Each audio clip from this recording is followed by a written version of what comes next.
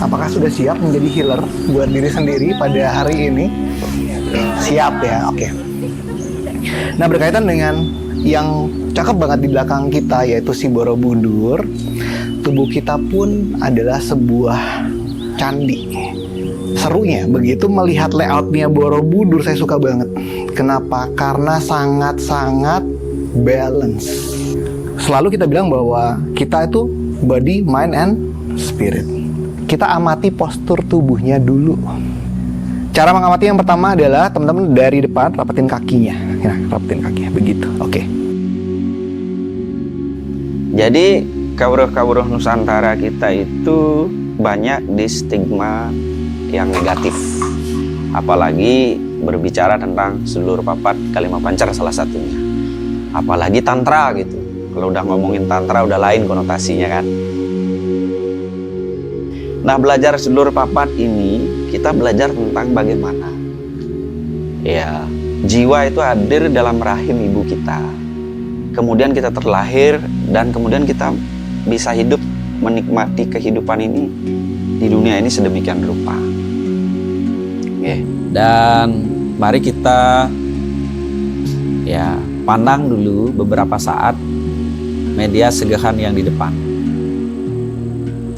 Kita kenali dulu bahwa warna-warna yang ada pada beras itu mewakili keberadaan energi sedulur papat kita. Maka ritual ini adalah ritual mindfulness, menyadari bahwa tanpa mereka kita tidak akan ada.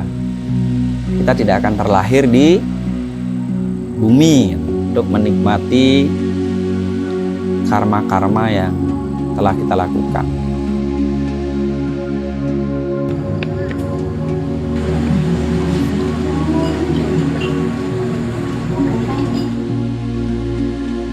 Tadi masih ingat kaki mana yang saya bilang lebih pendek?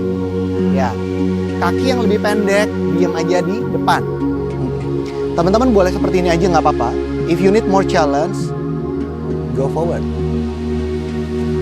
Dan sekarang sejenak mengenali bagaimana rasanya tubuh yang duduk. Apakah ada yang terasa padat? Mungkin terasa berat? Kenali bahwa ini adalah elemen dari tanah. Dan sekarang, dari ruang kosong ini, Anda boleh sedikit sekarang membangkitkan intensi. Mungkin sembari membayangkan orang-orang yang Anda cintai, atau mungkin kawan-kawan yang berada di ruangan ini. Dan dari ruang kosong ini, secara spontan, ketika Anda membayangkan orang-orang yang Anda sayangi, Anda bisa mengucapkan pada mereka, semoga kamu berbahagia.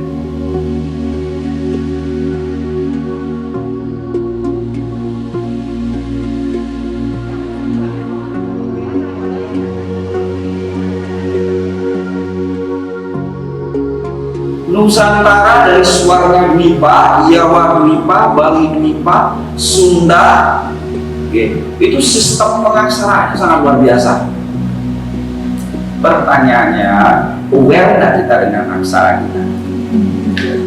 Belajar tidak kita dengan aksara kita? Tahu tidak kita? Karena di balik aksara itu menyimpan kerahasiaan pengetahuan yang sangat luar biasa. Sehingga dalam pandangan mantra, aksara itu bukan sekedar tulisan. Jadi aksara secara harfiah adalah sesuatu yang tidak termusnahkan. Dan ini relatif dengan hukum kekekalan energi. Empty means sadar, ada rasa tenang atau happy, gak bisa cerita. Nah ini tadi saya bilang, ini pasti ada anginnya.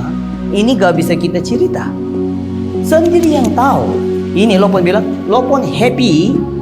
Ini saya udah dapatnya, saya sendiri tahu. Saya senang udah tahu. Nah, kamu mau senang, gak bisa dari bayar, gak bisa apa. Tetap perlu latihan. Pakai guru, gak ada guru, gak bisa. Jadi gak bisa hanya, oh saya mau langsung latihan ini. all the step by step harus kita lalui semua, dan yakin mesti punya guru. Guru harus tahu gurunya siapa, siapa. Nggak boleh putus, kita nggak boleh punya ilmu baru, nggak boleh mengurangi juga. Jadi itu sudah dari teks lama, hanya kita translate ke bahasa yang sedikit lebih mudah. Itu pun tidak gampang.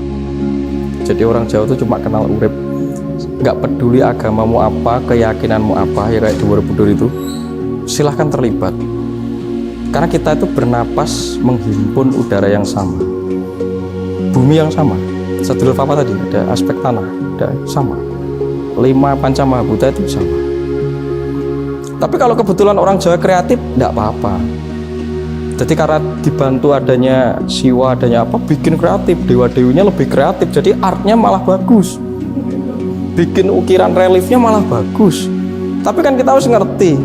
Nah, yang penting kan aku gawe, ada orang yang masih butuh sandaran, ya gak apa-apa bikinin patung, bikinin apa, tapi konteksnya bukan itu.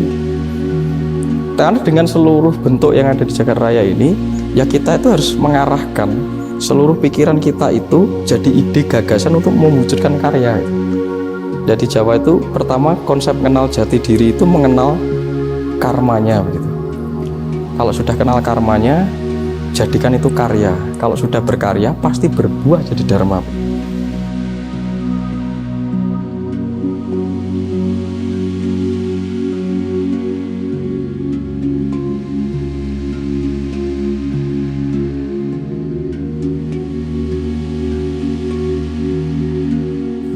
Jadi selama ini tuh kita selalu, terutama sebagai manusia kota ya, urban, kita selalu mencari jawaban tuh keluar. Kenapa ini terjadi padaku? Kenapa itu terjadi padaku? Kenapa situasi ini menjadi begini gitu? Kita selalu mencari penyebab itu dengan mencari justifikasi, validasi keluar. Tapi di trip ini aku belajar untuk bisa memahami semuanya dari dalam diri. Baik dari Ko Hendrik, dari Jero Sandika, dari Mas Ari, dari Mas Tunjuk, semua sama. Dari Kelong, semua sama. Dan puncaknya pagi ini di Borobudur adalah perjalanan menuju dalam diri sendiri. Jadi kayak kita menemukan semuanya itu, jawaban itu sebetulnya ada di dalam diri sendiri. Kita tuh sebenarnya terdiri dari komponen-komponen diri sendiri. Kadang kita nyari kayak kepenuhan gitu keluar, tapi kita diajak balik lagi untuk kayak, oh kamu harus mulai peduli dulu sama diri sendiri, apa yang kita benar-benar rasain, baru kita bisa juga mau berkontribusi keluar atau apapun itu.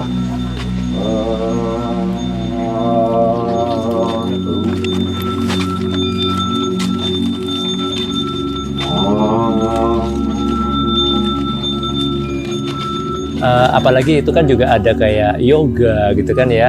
Sebelumnya aku juga belum pernah melakukan yoga. Ternyata untuk menyadari kita untuk tetap wellness, hidup sehat, bagaimana kita menjaga kebugaran kita, biar terus di sana juga mengajarkan membentuk tubuh kita supaya kita banyak sekali hal-hal yang selama ini tidak saya dapatkan.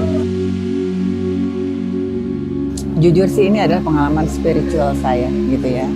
Karena sebetulnya saya ini sedang menjalani bahwa every event, every people is God sent gitu. Jadi saya merasa bahwa orang-orang di sekeliling ini adalah yang dikirim Tuhan ke saya untuk memberikan saya pelajaran. Jadi banyak banget saya dibukakan sesuatu yang mungkin saya dulu nggak pernah aware.